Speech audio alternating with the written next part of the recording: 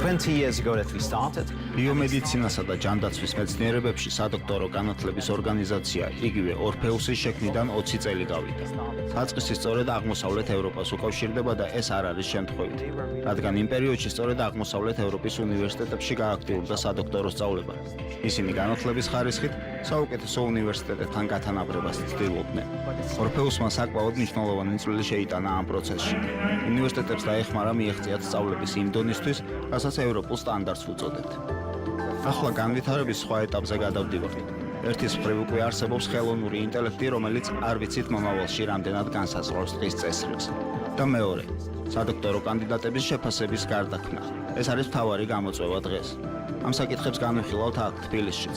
ფიქრობ ორფეუსის დახმარებით ადამიანებს შეუძლიათ იმ საფეხურზე გადასვლა, რომელიც ევროპის შიგნით მათ კომუნიკაციისა და ნეტვორკინგის გამარტივებულ შესაძლებლობას შეუქმნის. ეს შეხვედრები სადოქტორო ხარისხის და სწავლების დონის გაუმჯობესებას ეძღვნება. ამ დღეების განმავლობაში მე პირადად შევეცდები დავინახო ჩვენთან არსებული სტანდარტებიდან, რომელიც შეესაბამება და იქნება შესაფერისი ევროპული სადოქტორო ხარისხის. ვისაუბრებთ პროგრამების ხარისხის გაუმჯობესებაზე საქართველოში.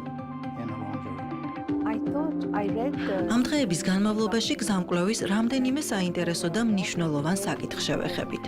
მათ შორის მოთხოვნები, მაგალითად როგორიცაა კვლევის შეფასების სტანდარტი. მე პირადად მომწონს, რომ კვლევის შედეგების შეფასება არ ხდება მხოლოდ ერთი კონკრეტული კრიტერიუმით. საკმარისი არ არის პუბლიკაციის მხოლოდ რამდენიმე გვერდი მისი ღირებულების შესაფასებლად, რაც თავისთავად მნიშვნელოვანია. თუმცა მნიშვნელოვანია თავად კვლევარის გავლენა პროცესებზე, ადვოკატირება და ჩართვა გლობალური ჯანმრთელობის პროცესში.